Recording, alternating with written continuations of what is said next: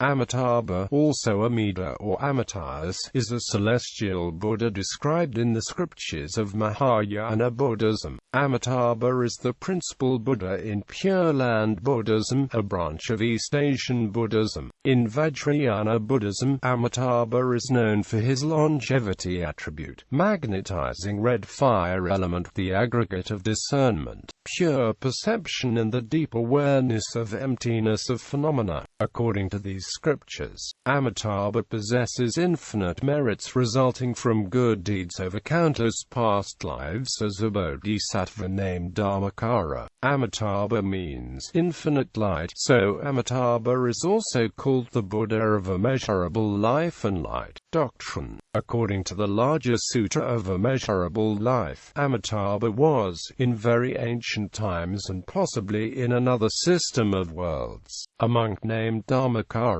In some versions of the sutra, Dharmakāra is described as a former king who, having come into contact with Buddhist teachings through the Buddha locus Vararaja, renounced his throne. He then resolved to become a Buddha and so to come into possession of a Buddha etc. possessed of many perfections. These resolutions were expressed in his 48 vows, which set out the type of Buddha field Dharmakāra aspired to create, the conditions under which beings might be born into the world, and what kind of beings they would be when reborn there. In the versions of the sutra widely known in China, Vietnam, Korea and Japan, Dharmakāra's 18th vow was that any being in any universe desiring to be born into Amitābha's Pure Land and calling upon his name even as few as 10 times will be guaranteed rebirth there. His 19th vow promises that he, together with his bodhisattvas and other blessed Buddhists, will appear before those who call upon him at the moment of death. This openness and acceptance of all kinds of people has made belief in Pure Lands one of the major influences in Mahāyāna Buddhism. Pure Land Buddhism seems to have first become popular in Gandhara, from where it spread to Central Asia and China. The sutra goes on to explain that Amitābha, after accumulating great merit over countless lives,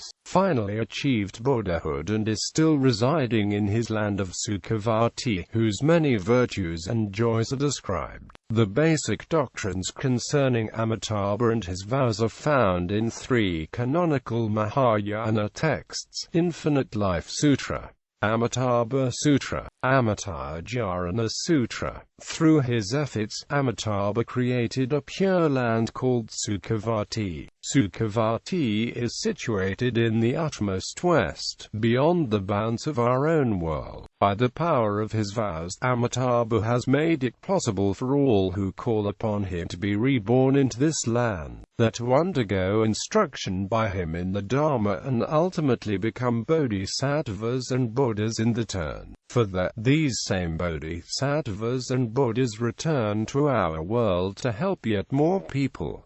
Amitābha is the Buddha of comprehensive love. He lives in the West and works for the enlightenment of all beings. His most important enlightenment technique is the visualization of the surrounding world as a paradise.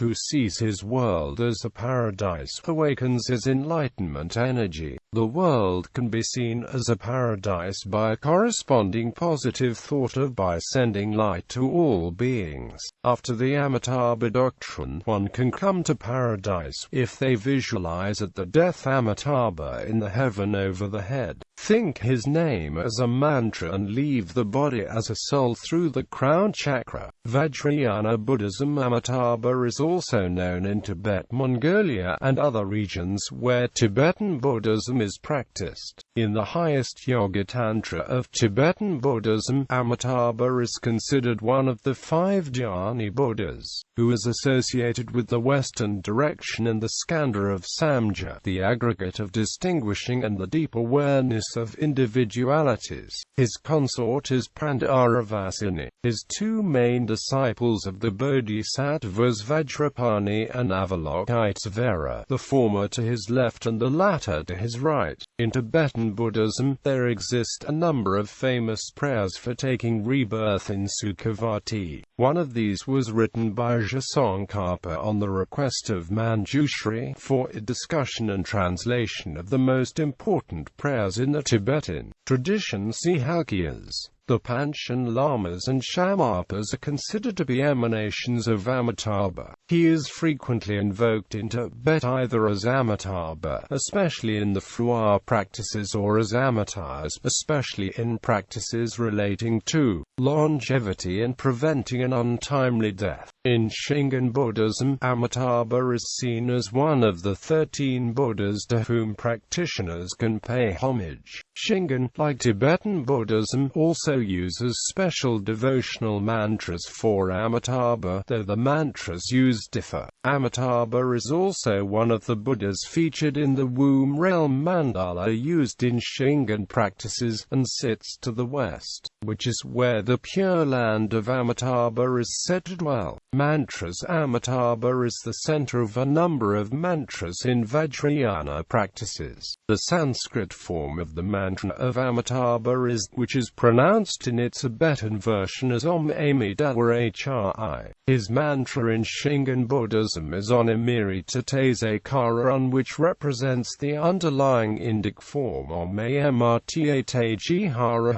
In addition to using the mantras listed above, many Buddhist schools invoke Amitābha's name in a practice known as Nyanfo in Chinese and Nembutsu in Japanese. Names in various languages.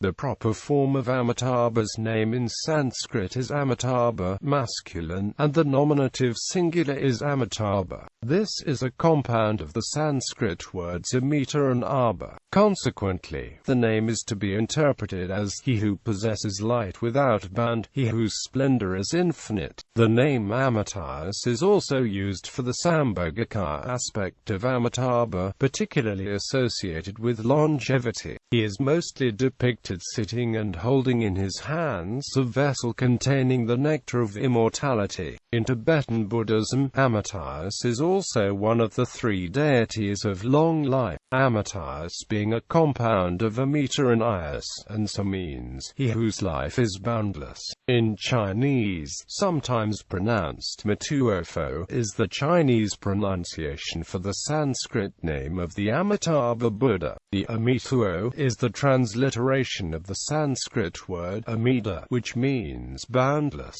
Pho is the Chinese word for Buddha. The name Amitābha is given in Chinese as Wulang Guang, while the name Amitāyus is given as Wulang Shao. These names are not, however, very commonly used. In Vietnamese, Korean, and Japanese, the same Chinese characters used for Amitābha are used to represent his name, though they are pronounced slightly differently. Vietnamese, Adai Ta Phat. Korean, Amita Bul.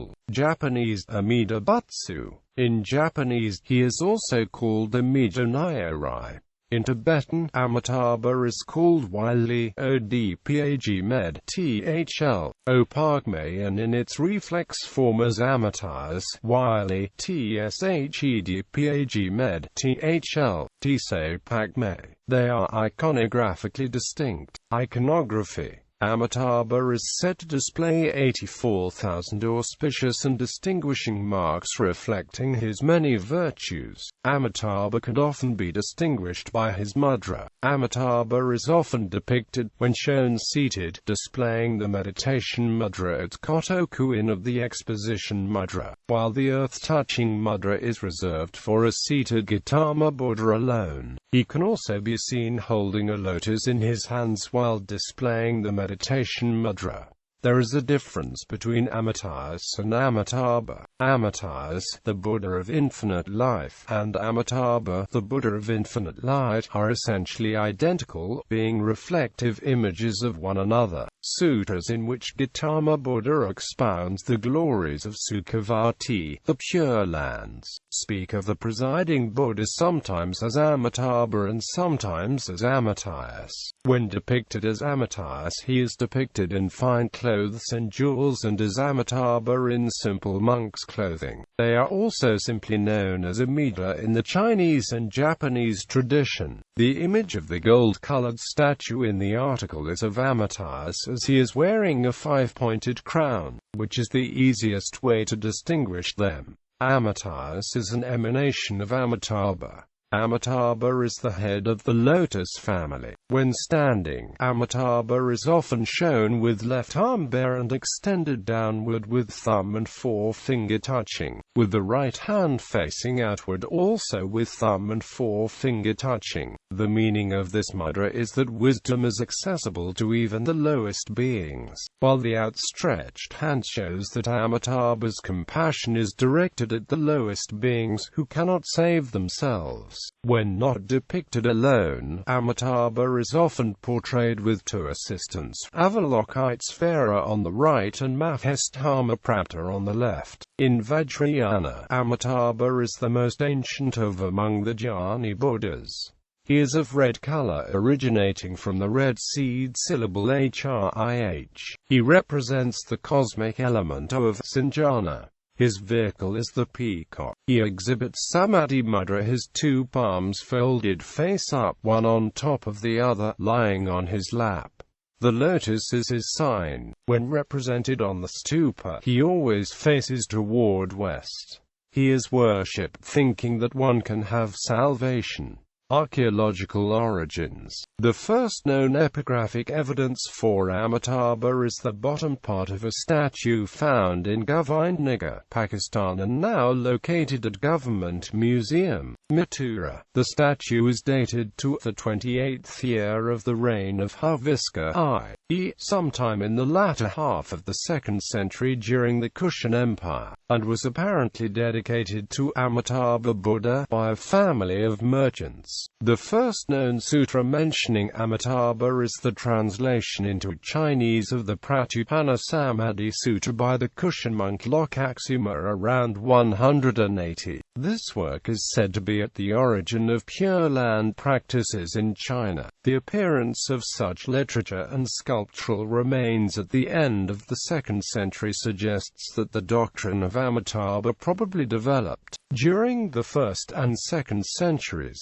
Furthermore, there are sculptures of Amitābha in jnani mudras as well as bronzes of Amitābha in Abhaya mudra from the Gandhara era of the 1st century, suggesting the popularity of Amitābha during that time. One of the last rare busts of Amitābha can be found in the trademark black stone of the Pala Empire, which was the last Buddhist empire of India and lost its influence in the 12th century due to Muslim conquests on the Indian subcontinent. Bibliography. Karashima Sishi on Amitābha, Amitāyus, Sukhavati and the Amitābha Vyuha, Bulletin of the Asia Institute, New Series, 23, 121-130 via JSDOR.